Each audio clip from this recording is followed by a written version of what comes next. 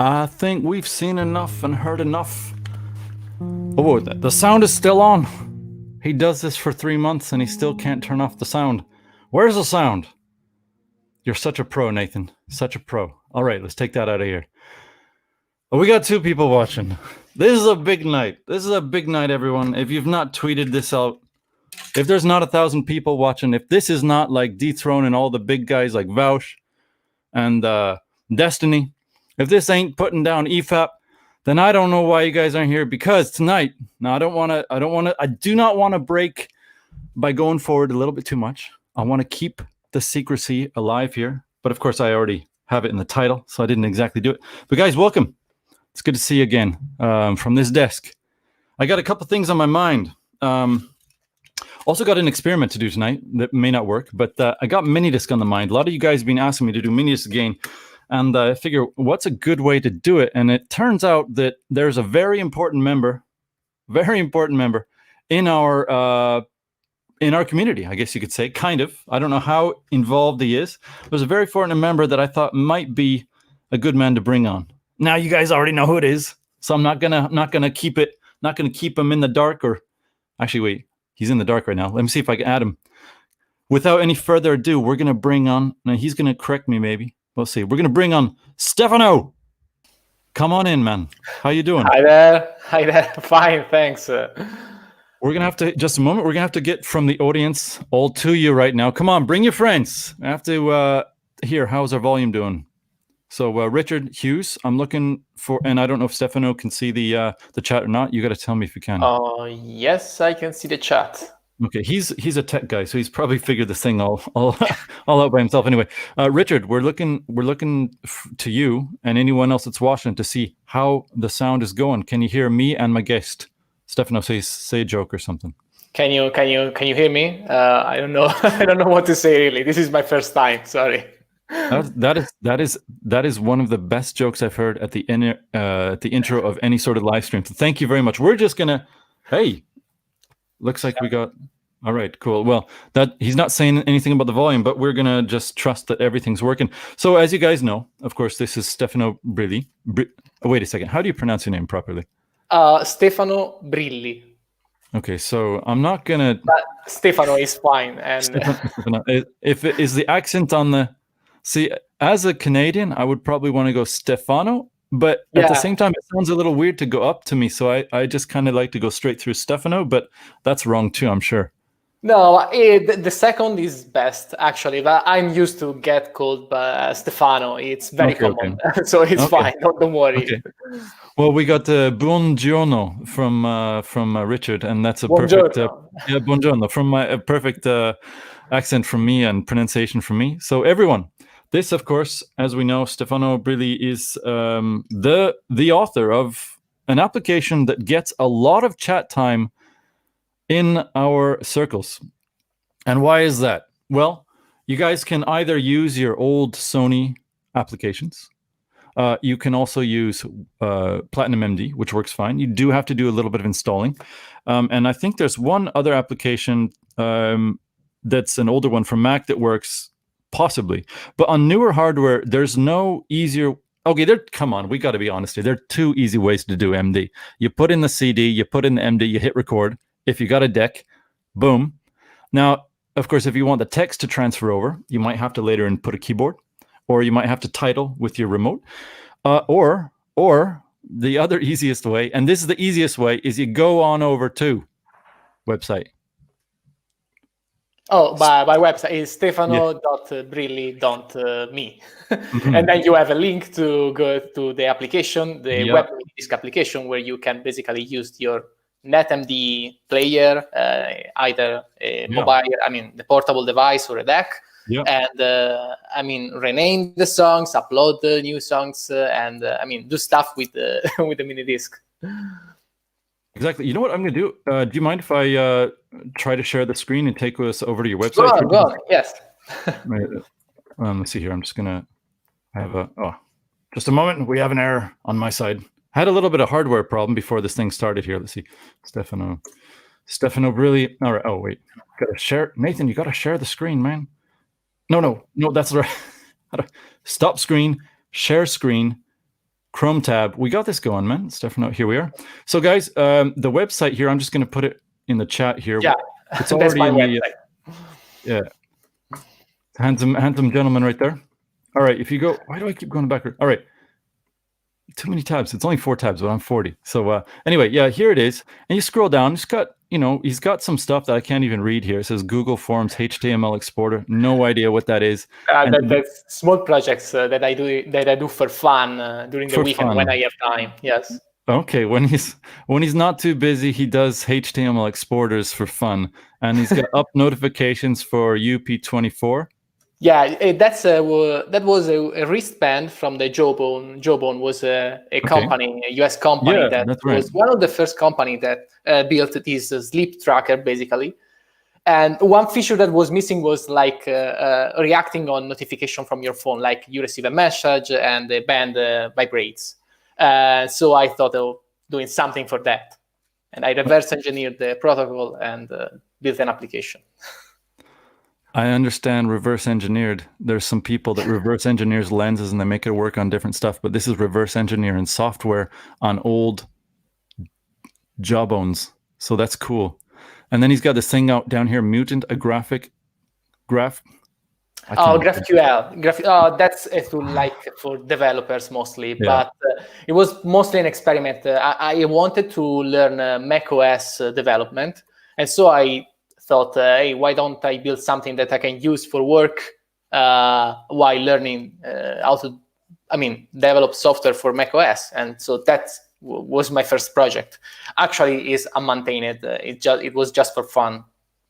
All right. Well, we got that. We got all that stuff. So if you guys are interested in reverse engineering or a tool to do something for his work and I don't know what any of this stuff is. You can check out all that stuff. Stefano, would you call yourself a coder or a programmer or what are you?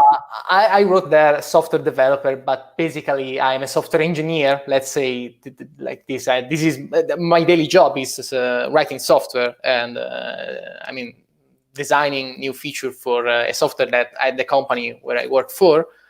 And yes, that's what I do for a living. But actually, writing software has always been my my passion since I was a teenager. So I started programming when I was 14, and I didn't think about a lot about what's the title. I just like to write software.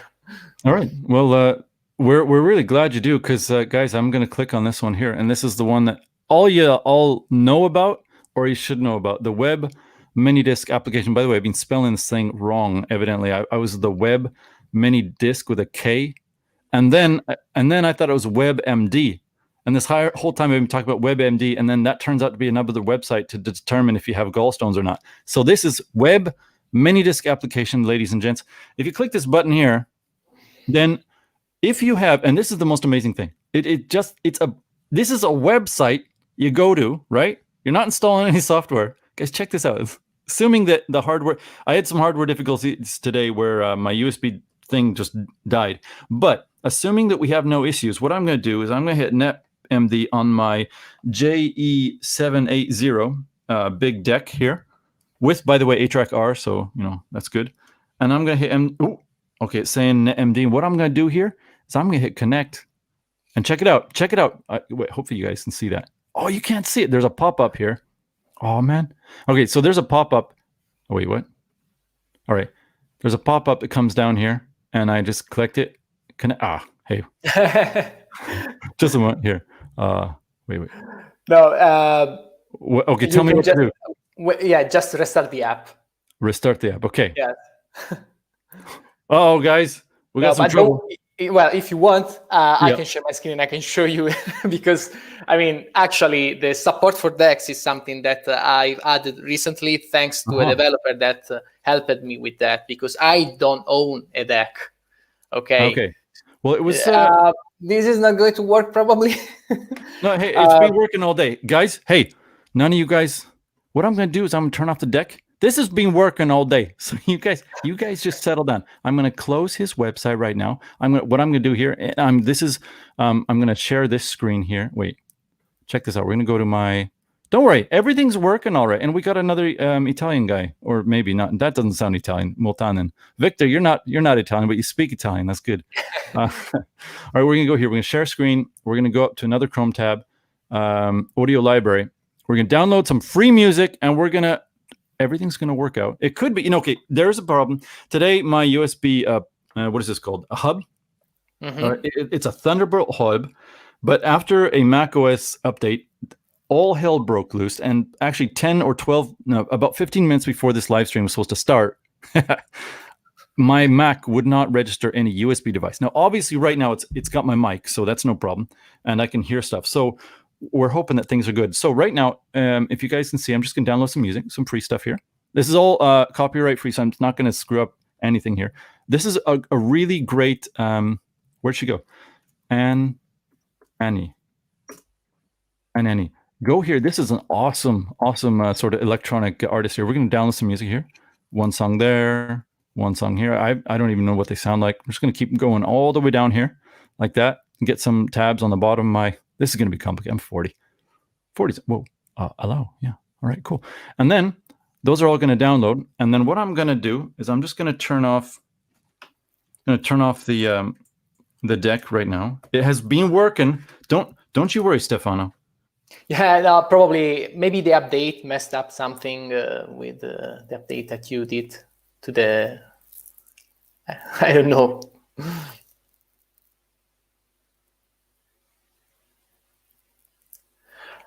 I cannot hear you.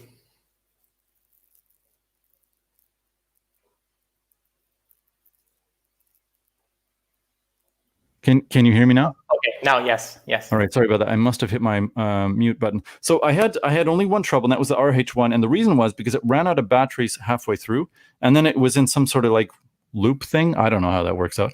I'm not a programmer, but after that, ladies and gents, it's worked a charm. And I've used how many recordings I've done. I did Smashing Pumpkins. I'm not embarrassed to say that. I did Smashing Pumpkins yesterday.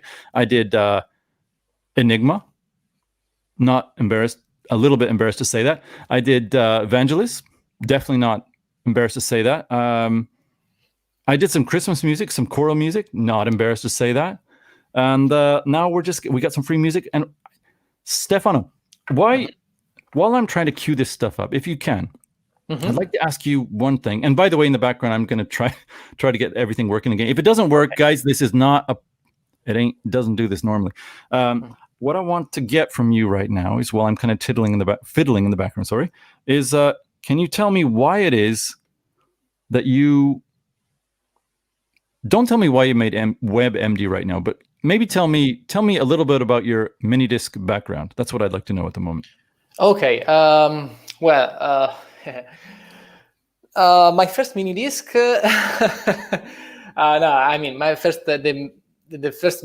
Yeah, the first unit that I bought, it happened like when I was 17 or something like that. It was the time where the new MP3 players were starting to come out, and I wanted something to listen to the music. Okay, while I was commuting, like from home to school. Nothing big actually. One question: you were a teenager, and this is when they were. Yes. The MP3 players were just coming out? Yeah, I think it was like 2002, 2003, at least you in just Italy. Dated yourself, man. You just dated yourself. Yeah. No, I'm 35. 35, okay. Okay, so that was the time. And so I started it was, you remember, it was the time of Napster, and right. You're downloading free stuff from the internet. And there was no Spotify. There was nothing like that. I didn't do anything like that. I don't know what you're talking about. Yeah, me neither, of course. I only heard the rumors about that. Yeah, for sure. No, but basically I wanted something to listen to the music. I started looking around, but I see that MP3 players at that time were quite expensive. You got like 64 megabytes of memory. That was less than a CD. And basically you had only one CD for MP3 player. So while looking around, I saw that MiniDisc was like having this long play mode format that allowed you to put up until 4 CDs on one MiniDisc, and also you get a chance to swap a MiniDisc. So I could have if you had a bunch of memory cards that you can use to store your music. I can bring myself more than one CD with me. Right. I just thought it was more convenient than an MP3 player. The only thing that was like a trouble maybe was that you have to record all the music manually. Right. Okay, right. So it was 1-to-1. I mean, 1 hour of music corresponded to 1 time of recording. But at that time, it wasn't a big deal. I was using Winamp. Yeah, I was making my own playlist. And clicking play, and then go. Studying or go to eat something. And after an hour, I was ready to listen to the music for my next day of commuting. So I was pretty happy with the format. I recorded a bunch of MiniDisc. I have some of them here right now because I keep them close to my desk. with all music that I was listening. Was pop music from the from the 90s. And a few years later, actually, I realized that there was this kind of new technology that was NetMD. It was like a way more convenient way to upload the music from your computer. It was like to the MiniDisc. It was like a more modern way. You basically could. It was faster.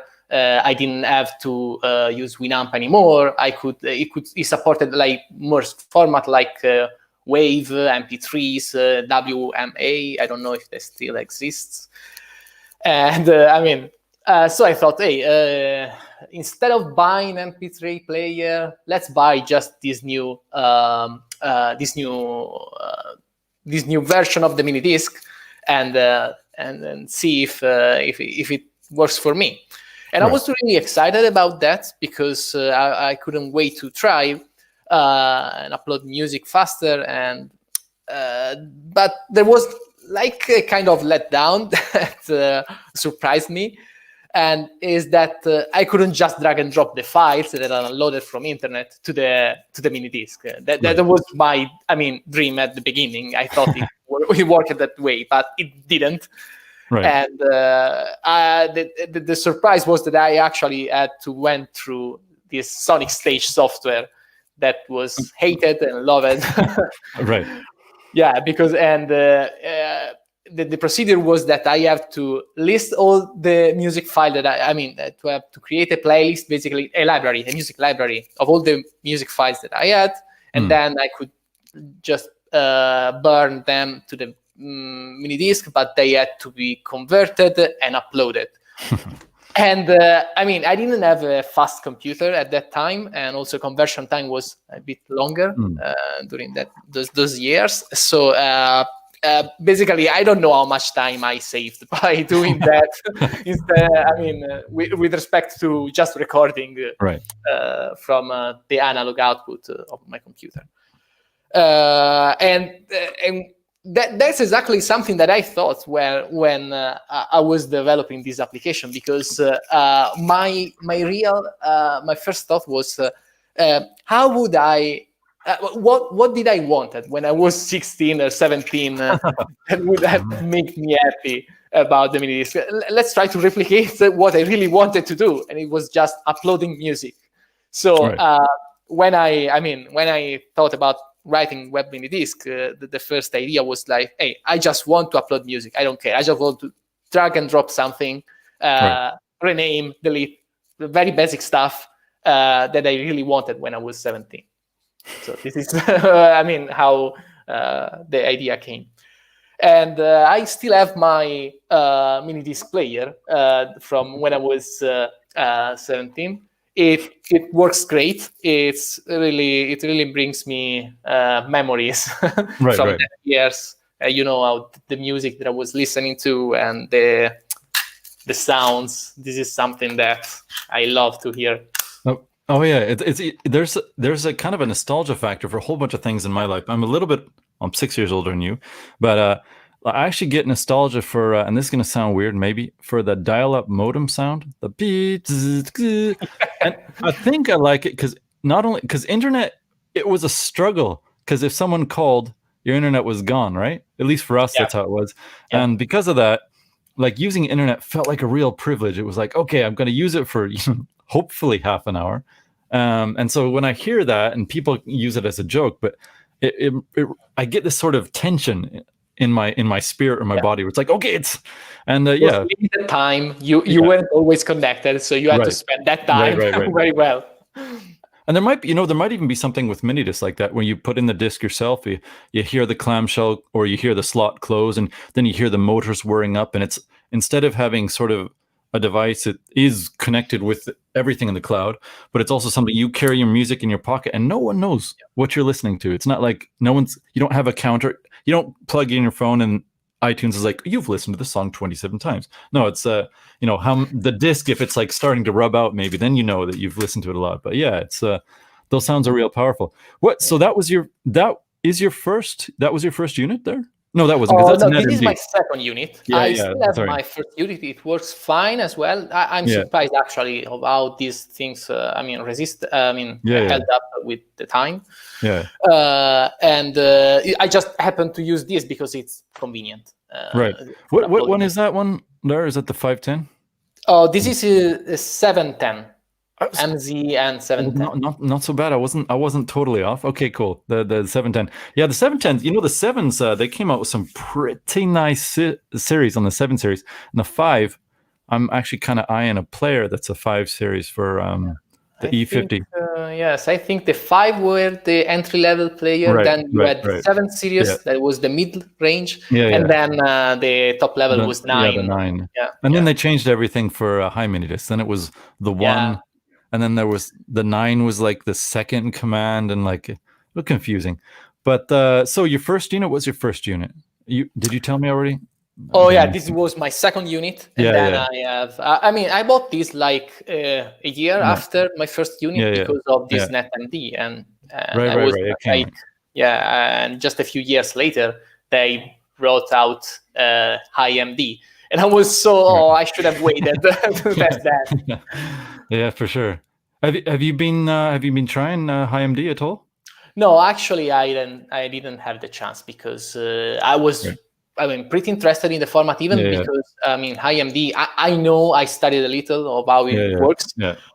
Because you can also write files, use the MiniDisc as like device for storing files. This was something that was closer to my dream. But still, you couldn't drag and drop music from. So I just said, I keep using this. It was fine. It sounds amazing, because recently, actually, I had the chance to find an iPod from the same years. It was a 2004 iPod. Yeah, 2004. Yeah, and I basically tried to use it and then compare the quality, basically, of the audio that was coming out from those two devices. And this is, way too much superior. I cannot. This is like my new. This is a modern device. It outputs music quality like a device that we can buy right now. That iPod, was really convenient, but there's no way. We can. No, I kind of went back and forth between MD and MP3 players, and I actually in 2004, same time, I picked up, or 2005, sorry, picked up a 4th generation iPod, and that was when the quality started to go up for the iPods quite a bit. However, there was still, if you used nice headphones or earphones, and I've been using nice earphones for quite a while. It's how I got into MD. In fact, was I got into MD because I wanted to listen to concert recordings I'd made. And MD was the only real system at the time that was good. And then once I got a couple of, they were, to be honest, they're quite horrible recordings, but once I got them, I wanted to listen to them in the highest quality possible. And so I started to get into headphones. And I have owned, actually I have a pair of headphones here, sorry. Actually, these ones are not mine. I'm still borrowing them for like 5 months. Need to give them back. Fit Ear, it's a company here in Japan. And these are titanium shells here, and they're supposed to be custom made. They cost around, they're very beautiful. That's titanium worked to the custom molds of your ear, if you can imagine that. They're not cheap. So these are around $3,000. They're not mine. I'm borrowing them. Did a review. It was an okay review, but they're great earphones. But once you start using high-end earphones, there's one thing for me that I notice specifically, and that's hiss. And early MD players, they a lot of them had a lot of noise, and sometimes it wasn't just the shh in the background, because you'll get a lot of that with older MD players, but they had mechanical and electronic, like you would hear the hard disk sometimes moving, and sometimes you would hear when you pressed a button, there would be some sort of resistance sort of sound that it would go in and go straight through the headphones. And I really, sorry about that, I really hated that. And there's no MD that I've used where you touch any strange part of the body and you get some sort of resistance feedback. So that's one thing that I really, really, really liked about them. There's, I don't know if you've used this unit. I think I have it in here. Actually, I have a couple of units. By the way, do you think if you had a high MD unit that you'd be able to do a little digging on it? I have been asked that, a few times. Okay. I didn't, of course, not owning an IMD device makes it difficult for me to investigate in that direction to add in support to the to the Web MiniDisc application. But however, I still did some research, and I think that adding support for IMD might require a bit of different setup for the application, because currently the Web MiniDisc application is using an API in the browser, in Chromium browser, Chromium-based browser. In fact, if you use like Safari, it cannot work. Chromium, Edge works fine. But basically, this API is called the Web USB and allows basically to access the USB devices by using JavaScript One thing of this API is that there has been a lot of controversial discussion about actually browsers implementing it, because in theory it could be used for malicious activity, like tricking the user to plug in like a USB stick, like a USB memory stick, and then write directly to that device, or like a YubiKey, that is basically an authentication device, and then mess with this kind of, a device that was basically thought for security. And so a few a few companies like Mozilla, that does Firefox, decided to not implement at all this Web USB API, while Chrome and Chromium and so Google basically decided to implement this Web USB API, but still limit the use cases to a set of device. Let's say I don't want to to get into technical too much, but it's basically to limit to some device ID that are allowed to be connected to the browser. Now, when you connect basically a IMD device, I've received a few error messages from the users who tested this their device, and basically it looks like that the device ID of this of the IMD device that is set to IMD mode, because I don't know if you know, basically if you have an IMD device, you can set the standard mode on IMD mode. Okay, standard mode. Standard mode works perfectly fine because basically it's backward compatible with the Web MiniDisc application. But if you want to take advantage of the IMD features, then you have to set IMD mode. That IMD mode, unfortunately, it falls in the list of devices that are not allowed to be connected to the browser. So this is why I am not 100% sure, because I don't have this, an IMD device to test it. But this is why I think it might be difficult to have, to add support to the Web MiniDisc application, just like it supports the standard and NetMD device. Okay, I don't know if I was clear. You know what? I'll put it like this. I'm not a technical guy, but I do know a pretty important moment in the Steve Jobs Apple, and that was when someone is asking him, "Are you going to support Blu-ray?" And he said, "That's a can of hurt," or something like that. So I'll just say that IMD might be a can of hurt at the moment, and maybe it'll never work. But you know what? I gotta be honest. I have a bunch of different IMD devices. I got a deck down here. Got our main amp for watching movies and listening to music downstairs, a IMD deck, and I've got a backup because like these things eventually, you want to treat them very well.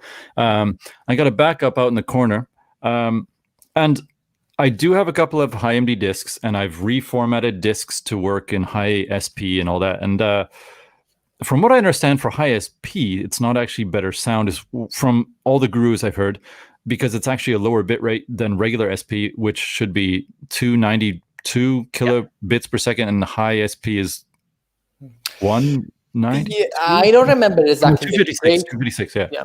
But you have to keep in mind that also one thing that has changed between the NetMD and HiMD is also that there are different, basically, codecs. NetMD and HiMD use ATRAC and ATRAC 3. I don't know if ATRAC is the right pronunciation.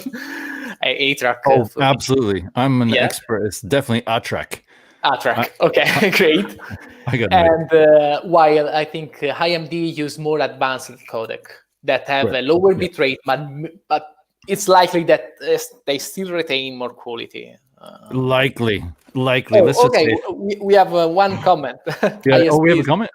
All right. Yes, 250K. All right, thank you very much, Richard Hughes. I knew you would come in here and save the stream from a techie expert that couldn't figure it out, and a guy that says that he loves MD that couldn't figure it out either. But I think I said 256. I don't feel so bad. Yeah, but anyway, like what I've found is if I'm trolling through the basic Facebook forums and even on Twitter, if someone brings it up, there's very few people using HiMD for general music. The one place where I wish that I could get like a regular disc recorded with HiSP would be like a trance set or something like that, or a live music set or a concert, so that I could get roughly double the bit on it. But everything else, it's just, I think 80 minutes for a disc or 74 minutes for a disc is perfect. Absolutely perfect. Oh, hi. There's also, we got another comment here. Check it out. Richard, you are just coming in and helping us here. But there's also ATRAC 3 Plus 352. Right. And that came in with the RH1, wasn't it? Like that wasn't the original NH1. That was like later on. And that's kind of a problem also. There it seems to be there was some of course they added MP3 playback direct from the RH1, but I don't know if none of the software that I have and none of my decks record in the ATRAC 3 Plus 352. So I assume that it's better, but it seems to be what was a backwards compatible format until ATRAC 4.5 or whatever. Like they even changed the names. It's kind of weird. Until then, it seems to be that it's not backwards compatible quite in the same way anymore. So that's kind of a thing for HiMD. By the way, I found out what the problem was. It was because I didn't have a disk in the deck, so it was giving me a problem. Yeah. So your application did not fail. I hadn't installed a disk in the deck. So my application should have told you that you don't have a disk in the deck, probably, instead of crashing. Well, I mean, let me just put it this way. Your application saved me a whole bunch of time. I could be wrong, but it seems to be when I record an SP disk that it's done at almost 2 times at SP recording. Or is it 1.5? Actually, it depends on the unit. There are units like mine that is like 1.4 times. Okay. But the 9 series, I think it got up to twice faster. I think so. Yes, like 2x times. Okay. All right, 2x. Yeah. Well, that's one thing I noticed. Like the first time, and this is kind of weird. This is going to sound. It's like, Nathan, are you seriously? You invited this guy on without ever? Yeah. Okay. So when I invited you on like 2 weeks ago. I think it was about 2 weeks ago on Twitter. I found you. I was like, I wonder if he'll, I looked him up, sent him a message like, hey, would you ever like to come onto this podcast? And Stefano, it was very soon. He said sure, and I was like, I better really start using this app. I had used it just about 2 times before that, and they were just for discs I just listened over and over and over. Like my wife is like, don't bring up those discs anymore, right? So, but after that, I've recorded maybe 10, maybe 15, and then discs. And one of the things that I've done also is, as I've recorded those 10 or 15, I've realized that I didn't like the titles that were originally on these songs, so then I re-record them. But yeah, I'm getting on the JE780 about 2 times speed over just a straight recording. And so it's really nice. I can, in the morning, wash my face and, put on a shirt and make some breakfast, and by the time I'm done breakfast, I have a disc ready, which is just really great. And better yet, now as you know, you used when you first started doing this, you were Winamp analog output to your MD recorder. You probably had a problem with track marks, unless I'm wrong. Did you get? Yes, that was an issue actually, and I can tell you that brings up another topic that I was asked about doing like gapless recording. Right. Yeah, if you want, I can tell you. I mean, I was gonna.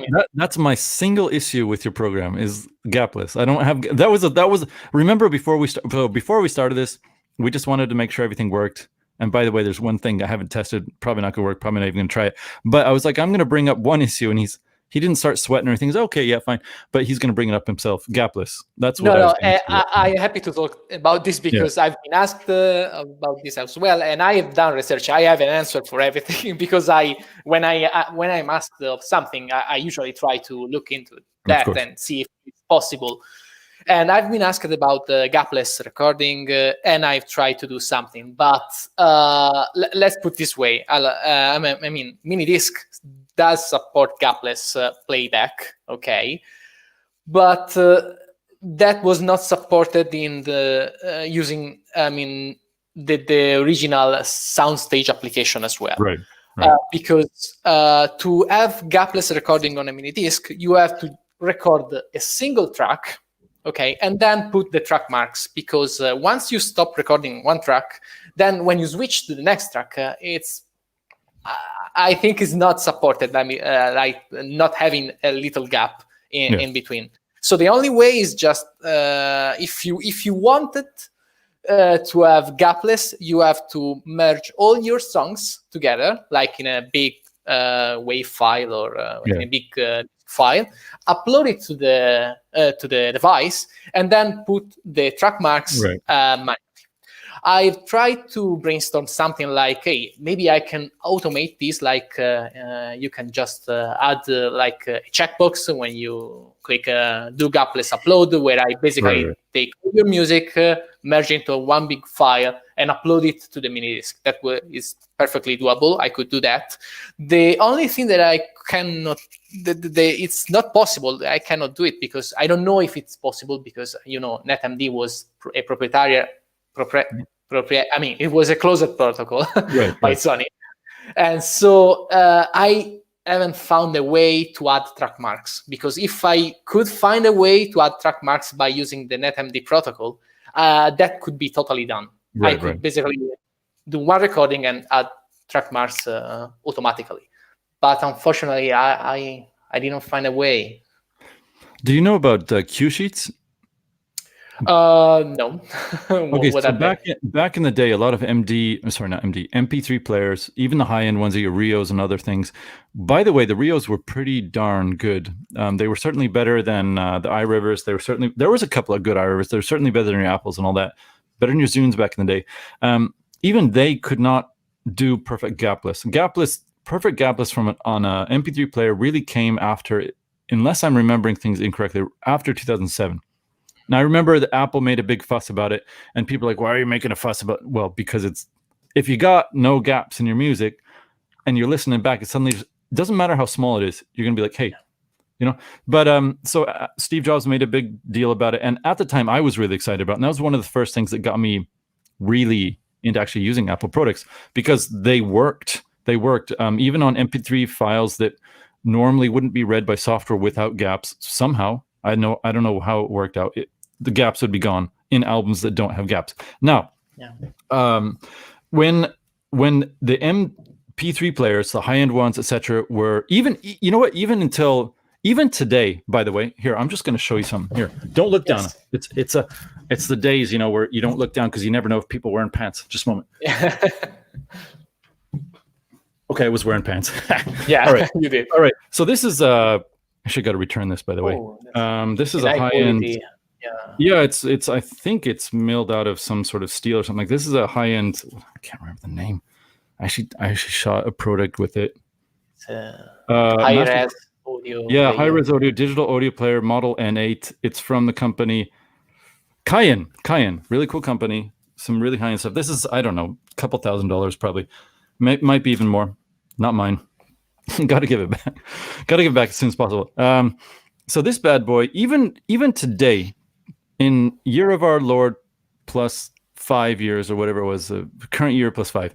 Even in current year plus 5 in 2020, there are MP3 players and high-end audio players that don't exactly get gapless. Now, back in the day, because they wouldn't have even that ability to even sound like they almost have a gap, or almost don't have a gap. What they did was they would use cue sheets. So you would record in a long wave or a long ape or some other file like that, and then you would have a separate cue sheet, which would tell the player that could read cue sheets and that file when each track came. And so it was a separate file that you uploaded with it. And if the player if it could read those two, then you could take a single file and you could fast forward to another track within this single file, and it would be broken up by cue sheets. That's CUE sheet. Now, a lot of people don't need to use them anymore because a lot of the stuff you listen to now works well enough. But yeah, I mean, it's even today with a multiple $1,000 MP3 player, or they would probably hate for me to call it MP3 player, a master quality player. It doesn't exactly work perfectly every time. So whatever consternation that you've possibly felt internally and externally about the Court of Gapless thing, don't worry about it. I was just wondering if you've ever heard about those things, and if you had, then maybe that would. I don't know if I'm not a program or a, what do you call it? Software engineer, coder. I'm not a software engineer. I'm not a software engineer. I failed.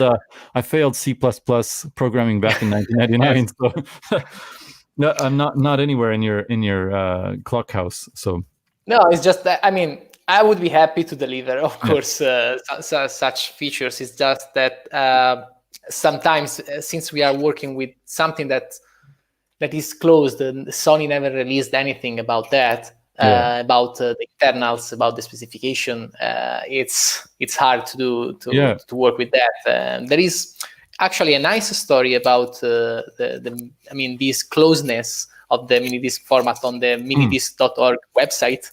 Right. Where basically they tell the story about how the RH1 unit was developed in secret without telling to the marketing guy they were concerned about the piracy and making everything encrypted. And I mean, you can see that the mentality was to trying to keep everything secret. And so this is why it's so difficult. And I have to tell this because my job was not, of course, reverse engineering this the whole protocol. This job was done by a project that is called the Linux MiniDisc application. The Linux MiniDisc project. You can find it open source on GitHub. But there were a lot of guys who contributed to this project. They also provide high MD support for a few operations that I couldn't have tested because I don't have. I mean, as I said, I don't have a device. But they did basically a lot of work. The most of the work was done by reverse engineering all the encryption algorithm and that. I would have been happy to use the work of theirs because basically, it was already ready to be used. But actually, the problem was that I couldn't find a build of that work that I could use on my Mac. They used the old, not old libraries, but libraries that have to be combined. I don't want to get too technical, but basically it was even if the project was there, it was hard to get it working, to set up it. And so this is why I thought, hey, this is hard to use for someone who's not a developer. Okay. Yes. Well, we got another long story short. I don't know how to describe it in Steve Jobs' words, but thank you for. Let's just put it this way. There's some things that we're not going to get out of this amazing piece of software that we're possibly not going to get out of any software that we're going to. And here's the beauty thing. The beauty thing is a new word. Use it. The beauty thing about MD is that at the moment you can use old software if you got an older computer, or you update your computer to use it. You can use Platinum MD. You can use whatever that Mac thing was, and just by going to Stefano Brilli's website via Chrome, you can, with three clicks. Now, by the way, I told you that the problem I was having, everyone's like, oh no. They're like, come on, man. I didn't have a disk in the machine. So what I'm going to do right now is I've just queued up the files, and we're just going to watch this bad boy just burn some stuff. How do I do this? Chrome tab. Web MiniDisc. Yes. And right now you see that it's all connected. that should look familiar to any of you guys that used it, but come on, this is fun. I'm going to go here. I'm going to go and look, check that out. It even says the name of, that's actually not my deck. Obviously, my deck is like a lower end version of the JB980. Mine is the JE980 for E for economies for as far as I understand. So I'm going to grab some files. I'm just going to drop them here. I'm going to click SP recording because I like my quality. And then I'm not even going to bother with this stuff. I'm just going to hit OK. And right there, we're going to watch those files that I just downloaded from YouTube, the free, like the one that you're not going to get in trouble for. I'm going to put those down on this thing. And then hopefully within around 10 minutes, because I think, Stefano, you say that you had till another 10 minutes, right? Yeah, sure. Don't worry. We have time. Okay. Well, I'm just going to drop those on. Actually, I just realized that's like 6 files. So that actually could be way longer. So you know what I'm going to do? Is it possible for me? Like, wait, one you of 8? Cancel. Oh, that's another thing that they asked me. I should have added. All right. Well, it looks like we've discovered another thing to talk about, which is it possible to make it so that you can kind of like on the fly, maybe put something in, put something out? I don't know. Like, you know what? I feel bad even. Like, why should I even ask this question? Don't worry, ask it. I should take note about this, actually. Because he's taking note. He's taking note from a guy who failed C++ in 1999. No, who, even if he had the talent, probably wouldn't be good. You are a user, and your opinion is invaluable for a developer because we need to make things that are easy to use. Okay, I need to see. My use case is totally different from you because I know all the quirks and I know how to move, but I need to see how this application is used from. Well, my use case isn't usually whilst I'm interviewing the guy that wrote the application, trying to cram 5 or 6, 8 files into 10 minutes, realizing that there's no way they're going to get down in 10 minutes because it's probably like 30, and then being like, this guy's got to go. And I wanted to show everyone that this thing can play. So what? Yeah.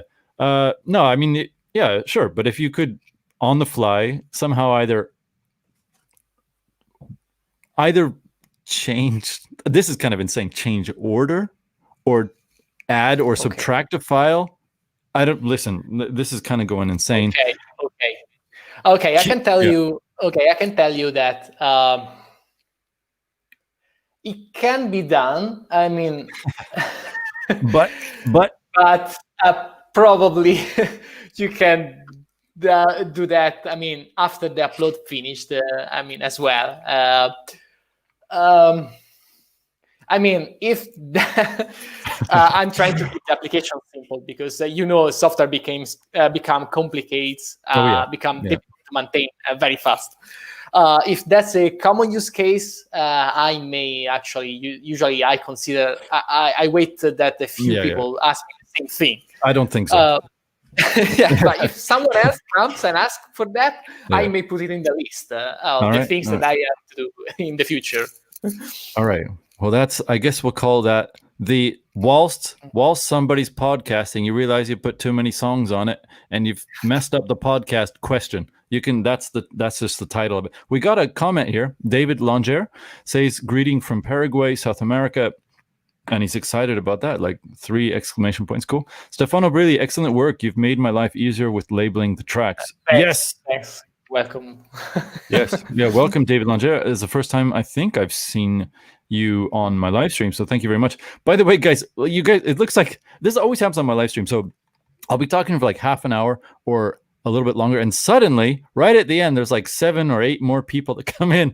And so that now we got 8 people watch, not a record, but it's good to have you guys. This, again, Stefano Brilli, he's here talking about WebMD. By the way, I did title this like he's a real MD or real doctor. The reason I did that was because this whole time I've been calling this, I even called it right now, Web MD, not Web MiniDisc. And because of that, when I went to get like I was thinking, what sort of picture I'm going to use for a preview, and then I just use the web on his website. But I was looking up WebMD. It's not coming up, and whatever came up was like how to fix gallstones. Do you have pancreatic cancer? I'm like, what? Yeah, I wanted to call my application WebMD, but before choosing the name, I went to do some research, and I got the same thing out. Yeah. So I for the extended version that is MiniDisc. Well, but of course, it came natural to use WebMD because for us, WebMD is just MiniDisc. Yeah. Well, exactly. This is the real WebMD, and there's a fake WebMD out there which is all about like finding your gallstones and stuff. But anyway, because that thing is so buried in my brain, and it's connected with doctors, and because I still call it WebMD, I'm like, he's the real DR. So if you want, like, it's actually a quote from a Dr. Dre song. I think Snoop Dogg, however you say it, it's a quote from him. Just to sound, it's a song. It's an older song, so I don't exactly sound relevant. But I just wanted to mention that's how I came up with the title of this thing. The last thing, okay, so you see this thing's transferring. It's going to be fine. So what's going to happen is, and we're not going to be able to stay on long enough because Stefano has some work to do. But those files will basically end up going straight into this what is it called, deck. And my plan, which I screwed up, was to have it recorded and then play it back, and we'll have in the background, we'll have this nice sort of atmospheric music. But I didn't time it right. So very sorry about the Stefano. Don't worry. I mean, we still have time. Yeah, well, I want to make sure that I'm not going to interrupt your work or anything. So is there anything, let's see here. We have your website. I'm going to put your Twitter in the bio and all that, or not the bio, the link at the bottom. Is there, how would I describe, what do I want to ask you? I know you're the dev, and I don't want to bring up some more dev stuff. We talked about every issue or potential thing that I like. I would like to ask one last thing from you, and that is, how long do you see yourself? Let's say tomorrow, and this, God hope not. Let's say tomorrow, everyone stops using WebMD. Okay. And I mean, everyone stops using MD. Would you still use it? That's my question.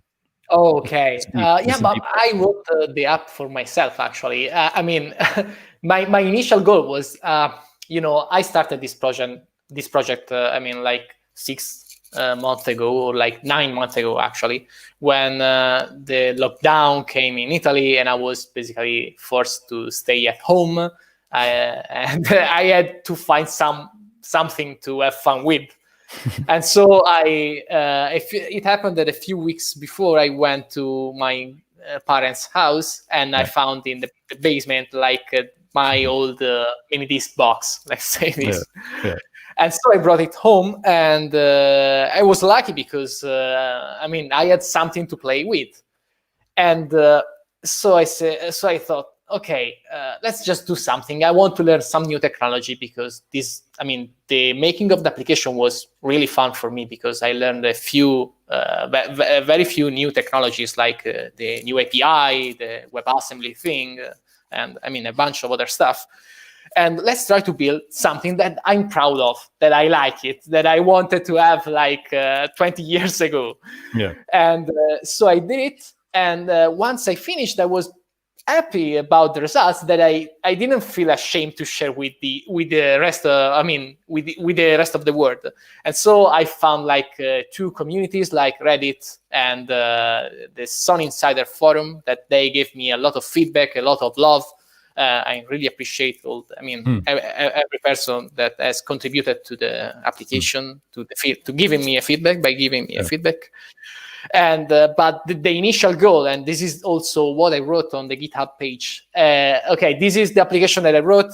I use it to upload my music. I know there are bugs. I don't know if I can fix it.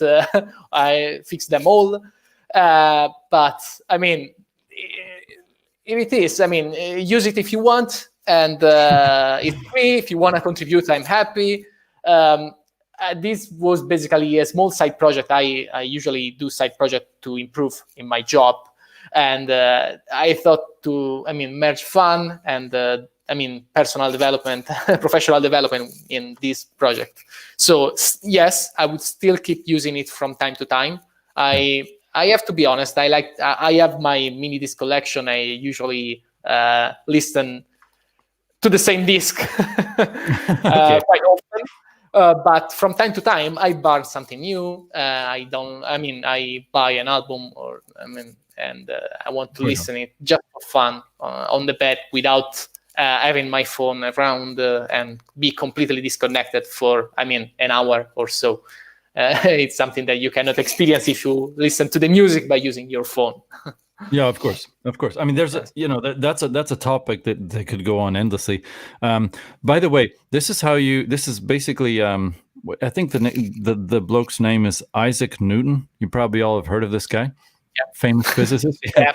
So from what I understand, this guy like took a little bit of time off and he came back with like 5 or 6 different sort of like not introductions, but like expansions of physics as we know it. Well, in the MD world, I would kind of like to say that Stefano might be a he had some time off. There happened to be a thing that was going around that people were coughing about, and he's like, got some time off. What I got to do? I gotta write an application that makes it easier than ever to allow people to enjoy MD at the click of 3 buttons. As long as you got a disk in your thing, no problem. If you don't got a disk in your thing, it's going to give you problems. And it doesn't say on the app, it doesn't say you don't have a disk in your thing. Well, actually, it doesn't say that with your DeX, because with my player, it's the problem that I have. I should have a lot of units for testing, but I only have 1. This is why the application is not perfect. If I had either the specification from Sony, but this will not going to happen, or either a few units where I can test my application with all of them, then it would be way better. Okay, but the only thing that I could test it with was my little player. Right. So this is why. This is actually a good point, and I know you said you got till 9. It's 9 right now, so I'd like to. If you need to go now, if you want to say, okay, great. Well, here's another thing. I think now people are going to listen to this later on or listen to it now. So I don't know how many people this is going to touch, how many people are going to be listening to this eventually. But this is actually something that maybe we should bring up. Would it help you if somehow we had some people that would be able to supply you with some devices? Like I have a couple of. You know what? For NetMD, I actually only have. I have a huge deck, and I'm not going to send that. But like, I do have a small NetMD recorder. It's not one that you have. Would it help if some of us who had extras that don't need them could either give them to you or lend them to you or something like that? Well, what requests do you have of your community? No, I mean. I thought about this a few times, and basically, I also have received help from the community. The most helpful, things is where basically a developer, I don't say a developer like me, but a developer or any sort, is able to contribute to the project. The deck support was added recently. Not by me, but by one developer who's contributing on GitHub, and I hope he still keep doing that. By basically still working, by the way. So yeah, by basically doing doing some research, reversing the missing part that was missing in the protocol, and then once it was ready, he shared the results with me, and I wrote some code and asked him to test it. So there has been this kind of ping pong thing to some testing. Probably if a developer like him would try to add code by himself to the application, that would be the easiest thing to do. Basically, finding a developer who owns a device who can add some code. I don't say rewrite everything, because maybe that's too much, but just make the few changes that are needed. Because, for example, the crash that you have been seeing, there is no disk, it's completely supported in the application, the visual part of the application, but the core need probably some fixing to handle DEX, the response from the DEX. So just by using some help on that end, that would basically probably make the application better. Well, you finished that sentence at a good time. By the way, you got a crazy guy in here, Martin. I don't know if you can see this Martin guy. He's so I call myself Fauxtaku Lounge because I'm not a real good geek. But Martin, he goes real deep, real fast, and He might have some questions for you. Martin, if you got any questions, you missed a bit. Let me sum up everything as far as I can tell. As you know, Stefano does Web MD and MiniDisc. Both at the same time. Yeah. He cannot add Gapless at the moment. It may not be possible. HiMD seems to be possibly behind a whole bunch of walls, both software and other things. He would use MD even if people stopped using MD forever. He, in his spare time, likes to work out new tools to make his work easier, which I understand. If I would be able to flow here, but I'm drinking. So what else did I miss? In a sort of summary of all the stuff we're talking about as it goes with MD? What else? Oh, he's got lots of good developer support. Like people just added, as you know, Martin has, by the way, like 100 units. He didn't have anything like 2 years ago. Yeah, he's insane. So right now, Martin, by the way, check this out. I'm just going to click add to stream. And so, yes, I know you've done this. You've used this app. You've told me. In fact, I think Martin might be the one that told me about this application. But he used to live here in Tokyo, by the way. And we were like photographer buddies and all that. Now he's an MD guy and crazy guy. But so I think he told me about WebMD. MiniDisc, sorry. And so Martin, here's my deck, which is not a JB980, it's a JE780. Just guys, we did it. We did it. Let me go over here. Check it out. This is it. So by the way, what I'm gonna do is I'm gonna take this disc. Wait, what's the best way? I've always just you can just actually. I've always just gone here, but yeah, you can do exit, but it doesn't basically just closes the application. It doesn't really do anything. It doesn't do anything. I'm gonna do it. I'm gonna do what because once the recording is complete, you can just unplug the. Yeah. In theory, you can just unplug. It's not like. I've had no trouble with my deck or any recordings whilst I've done that. The only thing is that when I wanted to reconnect it, then I had to like turn everything off and then make sure I had a disc in or something like that. You know what? Maybe I didn't have a disc in. That could be the problem.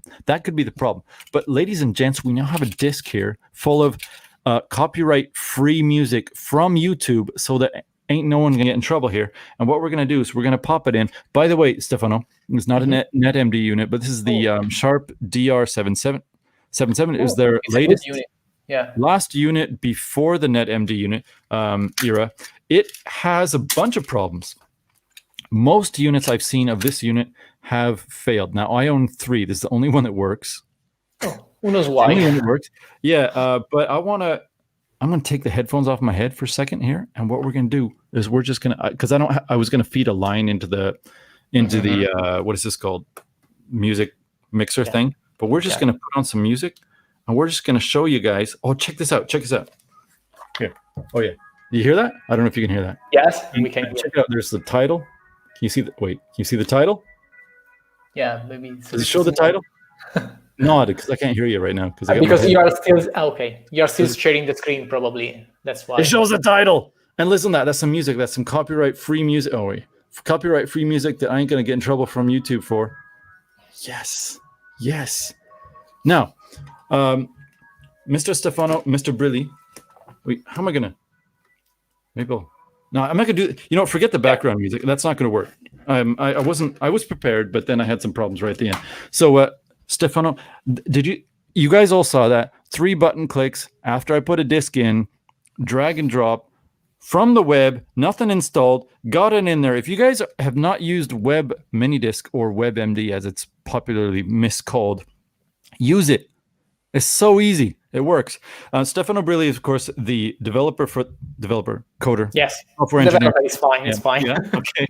And so he's made all this super stuff, amazing stuff, entirely possible. Now he has told me that he needed to go, and we're beyond time. However, he said we have a little bit of wavy time. If you got any questions for him, I don't want you to hear me anymore. Got a question for Stefano? Let's go to the questions here. If we got anything, let's see here. I'm going to read them off if there are any questions. This is again from Martin, of course. Yes, it's my lunch break, but last day of work before holidays, so rather busy. I've used the web app. He calls it web app. It's called Web MiniDisc.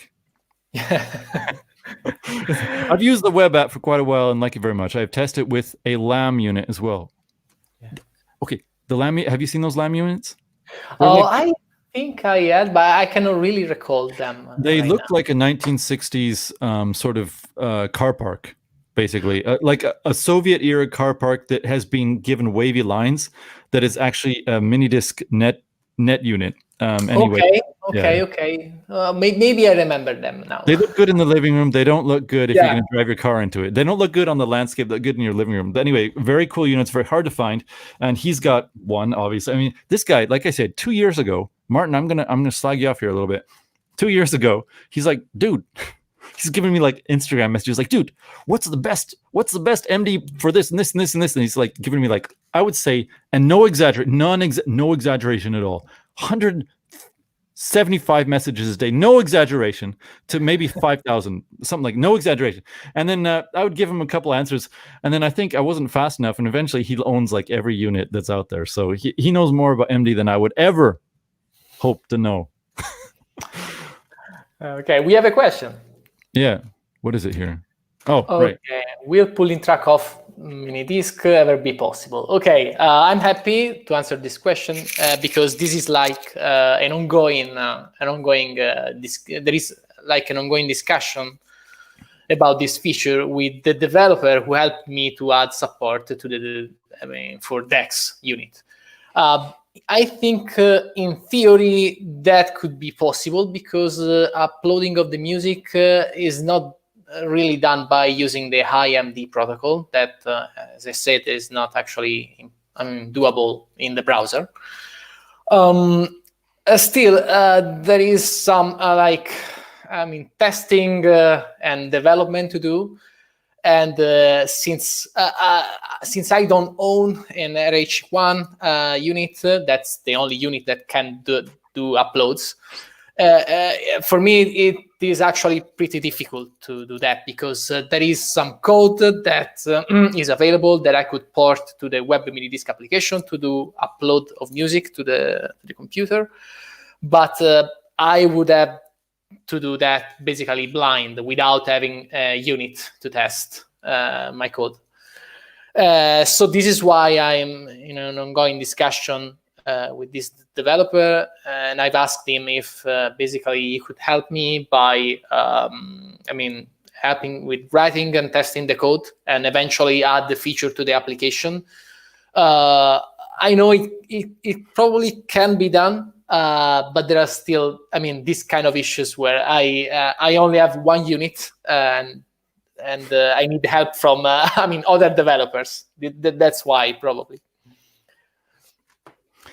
I'm gonna say it here, and I think that we all heard it. That is a cry for give me your RH1s. Give me your RH1s. Evidently, by the way, I heard there's a good gentleman here in where are we? Japan, by the name of Rock, and I borrowed his RH1s for a review a long time ago. Still got one of his units, not a RH1. Got to give it back. I none of the stuff in this room is mine. It's all someone else's. Sorry, guys. But I borrowed them. He's got 3. Evidently, one of them he found scouring the, what is it called? There's a website here that you sell stuff that you don't need. He found one for like the equivalent of like $30 US, going for like a couple of years ago. That's rare. In Japan, prices are pretty high here, I think, because in general, people know about MiniDisc, and the people that are still buying them are really into it. So for him to find that price is pretty insane. But anyway, it looks like Martin's here. 2 years ago, I had only the MZE60 in storage. Now it's still in storage. Is that a? Are you slagging off the MZE60, or is that because it doesn't work? By the way, Martin fixes units as well. Cool. He's a physicist, I think, or an atmospheric physicist. He's in Germany right now, so I say Guten Tag. But no one. You know what's funny? We got like 5. Okay, we have 5 people watching. All right, I've had up to 15. That was. I don't know why we don't have like 700,000 here right now. This is Mr. Brilli, man, the real MD. But like usually, when you got 5 people, got a few more questions. I think people are just a little bit nervous here.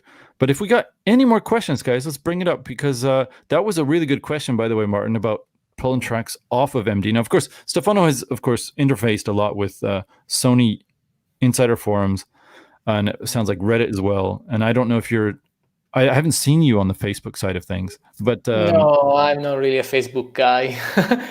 From time to time, I read what the MiniDisc community says on Reddit, and from time to time, I go to the Sony Insider Forum. But honestly, I've been moving a little on with my side projects, so this is why I've been, less active than the usual. He'll disappear for like 3 days, and the next time we'll find out he's made a whole computer system that uploads like MDs to the ether, and then it comes back and it's got like a Tesla coil and all that. So, like I said, he's the Newton of the MD guys. But for me, I don't got any more questions. Martin, bring out your questions. And what's a Hugh guy? We got Hugh, Richard Hughes. If none of you guys have any more questions, I don't got any more. Stefano, is there any sort of banter you want to throw back and forth, or any sort of what? Sorry, a banter. It's like the ping pong conversations where you try to get the better of me and I lose, and then I try to get the better of you, or something like that. No, if you have any question, I'm happy to answer. Even after the show, of course.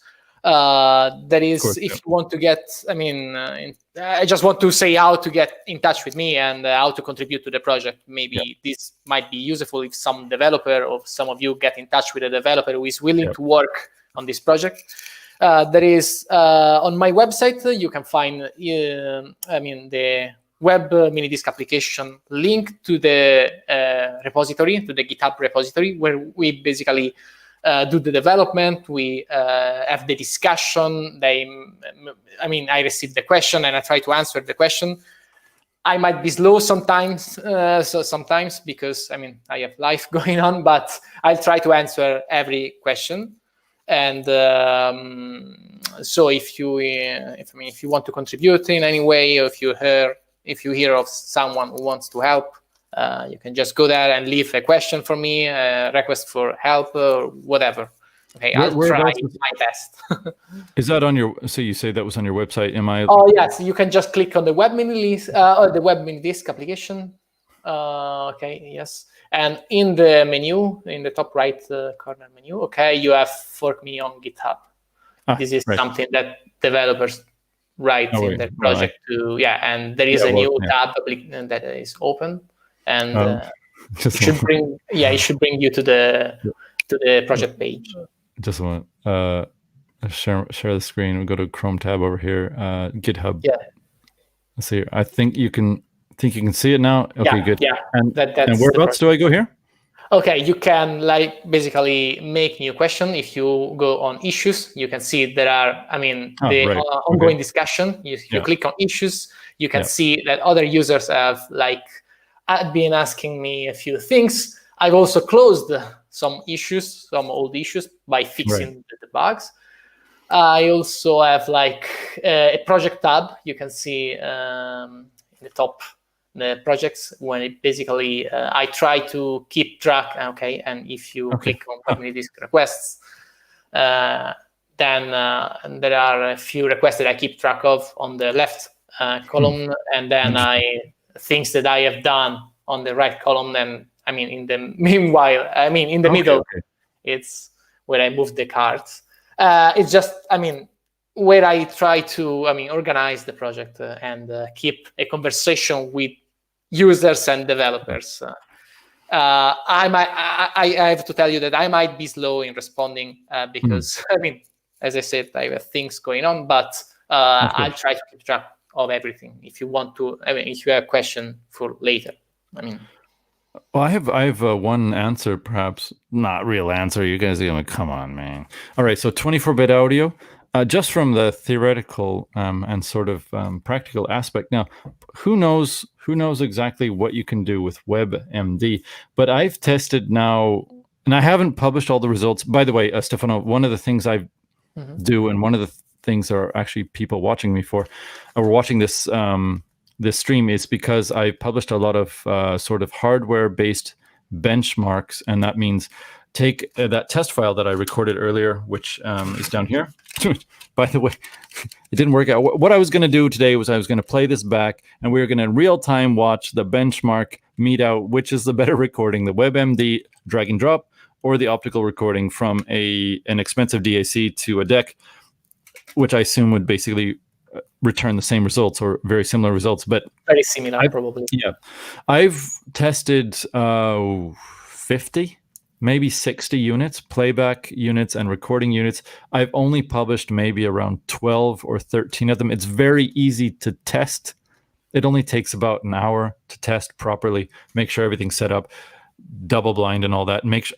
Okay, so basically, there's a test file. I put it on the best recording possible that I have via optical, via a deck. Then I play it back through various hardware. Basically, loaded and unloaded. Loaded means driving a pair of headphones in parallel. Unloaded means without the headphones. And then just show the results. Which unit is best at playing back the file with headphones? Which unit has the possible highest quality bitrate, or like a absolute quality? And all the files originally are 24-bit. When they get onto MD even via dithered 16-bit, or if you have a 24-bit file, when it gets on the MD, I have seen the highest result I've seen from any recorded MiniDisc is 101 decibels, which, yes, is technically higher than 16-bit, but is well within the bounds of 16-bit dithered from 24-bit. So assuming that 24-bit was even possible on these units, let's say that you could drag and drop and somehow get 24-bit to playback, and I don't think it's possible on any unit. What would eventually happen? Now, they're probably talking about taking a 24-bit file and somehow having the conversion done instead of basically in real time for your application. But you're not going to get any higher quality. You're not going to, as far as I can tell, those units are completely constrained by the hardware within. Like the disc itself may have 101 decibels of dynamic range tested back through coaxial into the high-end ADC. 101, but when you play it back with any unit, you're not going to get more. The best units are unloaded, you're going to get 97 decibels. The worst units are going to get 56. So, I mean, 24 bits is still a can of worms, even in the high end for these things. So, yeah. That's really interesting, because I mean, I don't know anything of what you just said. So if you're willing to share it with the guy who asked the question, you can just click on 24-bit audio. That's a great question. Try to explain that. No, because I'm not capable. I still haven't given him an answer because I didn't know how to answer. I still haven't done the researches. I've tried to upload 24-bit files to MiniDisc, but I mean, as I said, the protocol is closed, so it was just like messing around, trying stuff, because there is no instruction manual. But if you're willing to contribute, giving him an answer. Yeah, I'll see if I can. I'll see if I can do that. Yeah, don't worry. I was joking. I can answer. This is banter. This is it. It's banter. You got me. Now I got to do it. I got to one up you now. How am I going to one up you? Oh no, I don't got anything up my sleeve, man. You beat me right at the end. And we got no more questions in, so I don't know. Like, yeah, what I'm gonna do.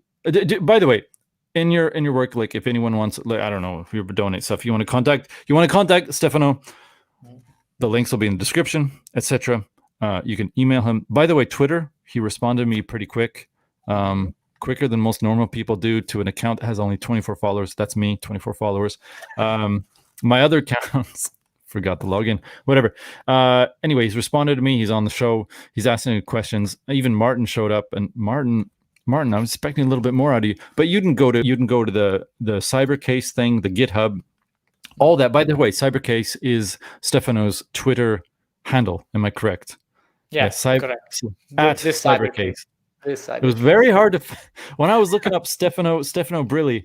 I was like, I'm sorry, I was like 17 or 16 when I chose that name, so this is why.